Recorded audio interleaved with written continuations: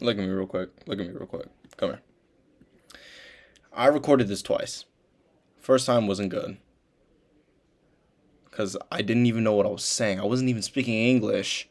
I wasn't even doing any technical analysis. I started sitting and just flexing and posing.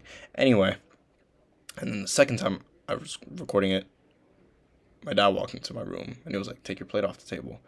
It wasn't a plate. It was actually I guess it was. I had Panda Express earlier, so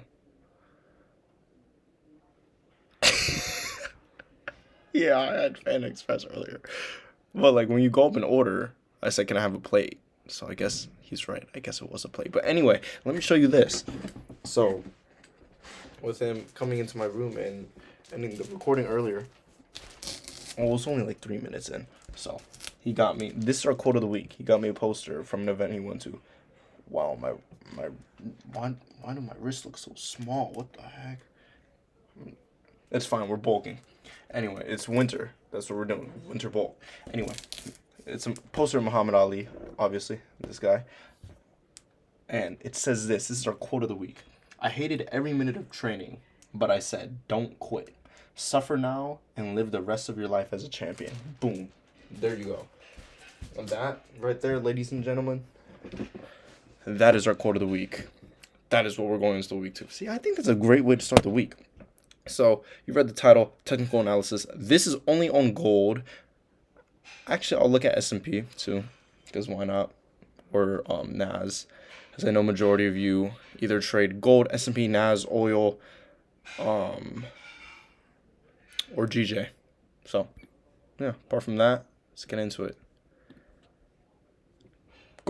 Looking at gold, and if you look at majority of other pairs, what did we do last? Well, what have we done a while back? Well, we've been broke weekly structure to the downside. I did plot out a weekly fair value gap, and yes, I'll make a video of fair value gaps because someone asked me for help on those. But with that, overall, yes, we are bullish, but if we do make a retracement to the downside, I really, really, really only think we will make a retracement. We would make a retracement to this weekly fair value gap just to continue price higher.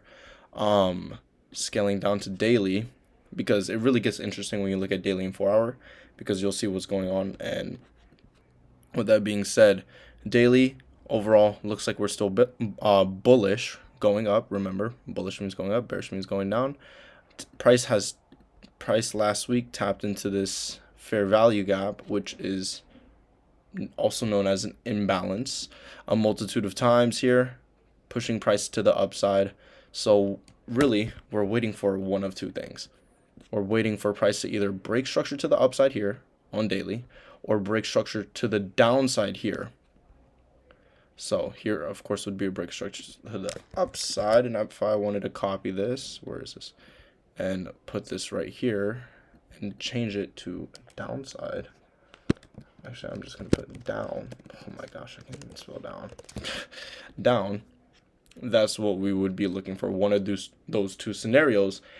Why? Because if it breaks structure to the downside, then we know we can take out these daily draws liquidity. If I go in 4 hour or a different time frame, I'm sure you'll be able to see it much, much, much more clear. Targeting that weekly fair value gap, pushing price to the upside. Why? Because if this does happen, look at this. Huge daily order block. Huge daily order block we would tap into. Following, bam, bam, bam, bam. I would love to see that. Personally, I would love to play this out to the downside, retrace into the weekly fair value gap, and then push price up next week. But apart from that, if we continue bullish, we continue bullish. So with that being said, going to 4 hour, this is where it gets kind of juicy. You feel me? Pause. Okay, buddy. It's Sunday night. Let's okay. So with that being said, for me, in order to actually play this move, one of these two moves, remember Monday, well, I mean, we'll go into the news in a second, but I would like to see 4-hour break structure to one of two areas. Remember, when trading, you want every confluence in check. You want daily following 4 hour, following 1 hour, following whatever, micro doesn't have to actually line up, but when you do enter, you want it to start to align up with all those biases. So if I do execute to the downside, I would look for, to the upside, I would look for weekly to be bullish, daily, well, weekly doesn't have to, but daily, 4 hour, 1 hour, and then whatever time frame. If you're doing intraday, typically 1 hour, 4 hour. But if you're swinging 4 hour, like meaning holding positions overnight, typically 4 hour or daily, or even weekly sometimes. I started intraday, day trade, so for me it's mainly 1 hour, 4 hour daily. But with that being said, I really, really, really do think price can do one of two scenarios. If I'm being completely honest, I really, really, really do think price will make a move to the downside. Let me explain why. 0.37, if we see a 4 hour close to the downside, Monday we're bearish. 100% without a doubt. Let me explain why. Could we see this percentage gain? Yeah, probably, but let me explain something. If we do break structure to the downside, and this is why I would love to see it. A, we have all of our targets set in place if price breaks structure to the downside, but B, remember what I said about liquidity sweeps in the introduction to the mini series. If we broke structure, this entire point is a liquidity sweep. Why? Because it came out and took out this high and these highs up here, right? So we took out all liquidity resting above those highs just to make the move to the downside. Why? Because overall, ooh, look at me now putting what I taught into practice. What are we doing? Higher highs and higher lows to the downside, right? So price did what? Came up, took out highs. If it breaks structure to the downside, if it breaks structure, then that would have confirmed that was liquidity. That was a liquidity sweep. Remember, we always wait for the break of structure. But if it doesn't, then it was not a liquidity sweep. So something I would like to look for, I would love to see, is if we did break 4 hour structure right here, us closing below here, and then retracing back up somewhere within here, this order block, this price range, to get an entry for the sell to the downside. Targeting that weekly fair value gap. Or just simply taking out these draws of liquidity. I would love to see that. If we do, we do. If we don't, we don't. And instead break structure to the upside. Because here we already had a 4 hour order block that we already tapped into, pushing price higher. But like I said, if we break structure to the downside, I really do think we will continue lower.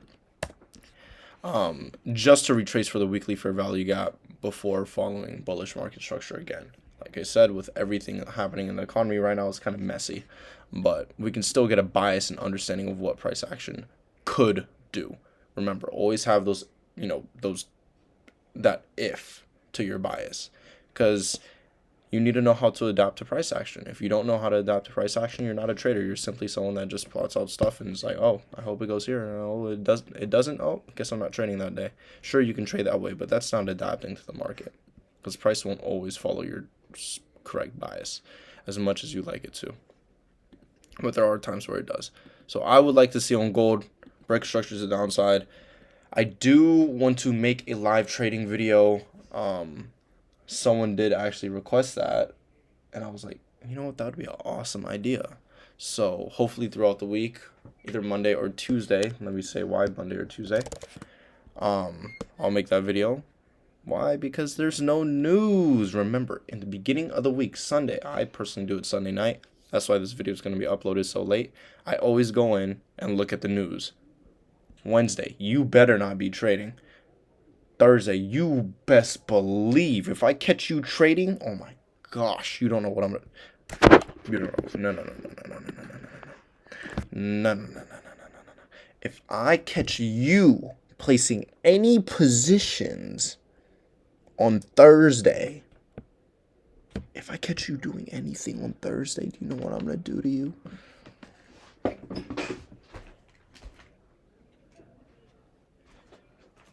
Do you know? Do you know what I'm gonna do to you? Do you know what I'm going to do to you? If I catch you placing any positions on Thursday, you better not place a single position on Thursday. Nothing. Not a zero. I'm going to fight you. So, anyway, with that being said, don't trade Thursday. And then we go to Friday. Friday, I guess you could trade. But Wednesday, Thursday, 100% staying away from the charts so that our... Bro. What just happened, bro? Bro, that wasn't... Okay. Monday, Tuesday, higher probability trading days. I would say the highest. It is the highest, so... Make sure if you do execute on those days, your A+ setups appear. Don't force any trades just because it's no news day. Follow within your trade bias. Follow within everything of the sort. And apart from that, go in, execute. Remember our quote of the week. Do you remember it? I'm asking you that because I don't remember it. Shoot. I don't remember that. Live my life the rest champion. I'm not failing English. I promise. Oh, shoot, I have to do English assignments. Oh, my gosh. Apart from that, I love you guys. I have to do homework. Apart from that, I love you guys, and I thank you for watching. Do expect episode 2 of the intro to printing money sometime this week. But apart from that, go out, kill the market, execute on your A+ setups. I believe in you. I love you guys, and I will see you in the next video. Jesus loves ya.